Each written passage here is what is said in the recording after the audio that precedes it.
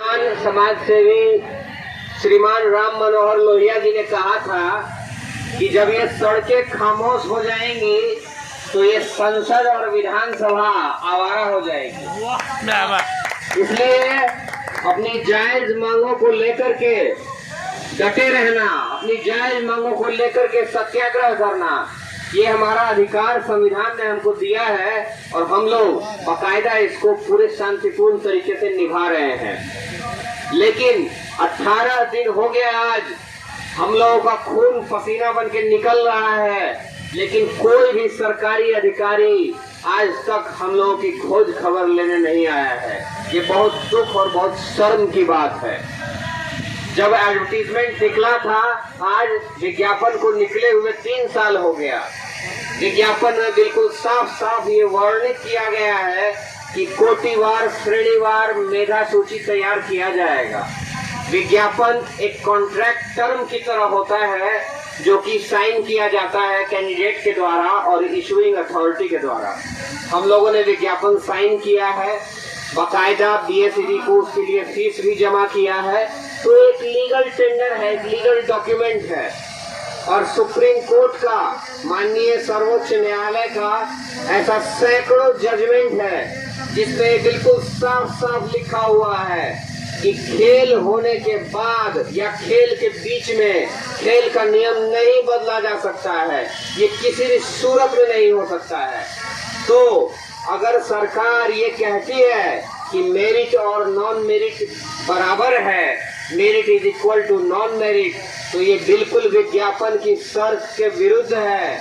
और सरकार को भी ये अंदर खाने ये बात मालूम है कि जिस दिन ये मामला भारत की सर्वोच्च न्यायालय में जाएगा, सुप्रीम कोर्ट में जाएगा, तो ये मामला आखिरकार सरकार को लथाड़ पड़ेगी सुप्रीम कोर्ट की तरफ से, जैसा कि पहले भी दूसरी मामलों में पड़ती रही है। लेकिन सरकार को समय रहते इस पर फैसला कर लेना चाहिए। और जो मेरिटधारी अभ्यर्थी हैं, सीट से कम अभ्यर्थी हैं, केवल 30,675 अभ्यर्थी, 37,000 अभ्यर्थियों के लिए विज्ञापन निकाला गया था, लेकिन मेरिट में सिर्फ 30,675 अभ्यर्थी हैं। लाखों सीट खाली पड़ा हुआ है बिहार के अंदर, लाखों लाख टीचर का सीट खाली है, लेकिन लगातार देरी हो रही है, लगातार डिले हो रहा है और सरकार कोई भी बात स्पष्ट रूप से कहने में अभी भी असक्षम है। मैं बार बार सरकार से गुजारिश करता हूं कि आप सबसे पहले, अगर आप देना ही चाहते हैं सीट, क्वालिफाइड लोगों को अगर लाना ही चाहते हैं सिस्टम में, तो उसका एक प्रॉपर सिस्टम बनाइए। सबसे पहले ये जो आपका एकेडमिक सिस्टम का बहाली है, इसको आप खत्म कीजिए, क्योंकि इससे बहुत ज्यादा भ्रष्टाचार पनप रहा है और बहुत ज्यादा इससे डिग्री में फर्जीवाड़ा, नौकरी में फर्जीवाड़ा, ये सब बहुत ज्यादा केसेस आ रहा है। इससे पूरे राज्य की, पूरे सरकार की हर स्तर से बदनामी हो रही है, जो कि राज्य के लिए बिल्कुल भी ठीक बात नहीं है और राज्य के भविष्य के लिए ये बहुत ही खतरनाक है, बहुत ही डेट्रीमेंटल है।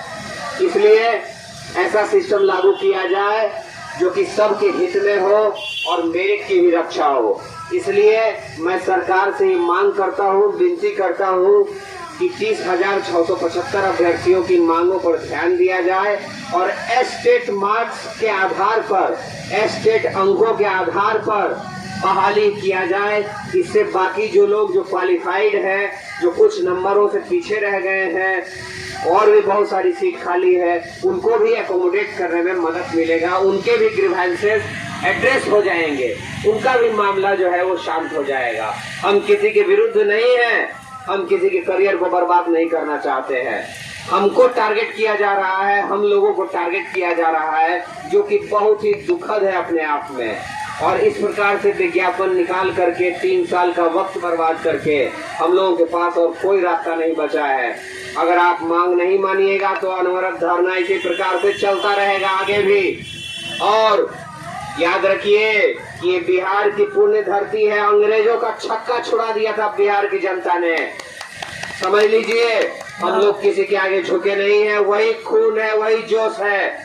बहुत सारे लाखों बेरोजगार युवा नौकरी का इंतजार कर रहे हैं, उनको भड़काने के लिए एक चिंगारी काफी है।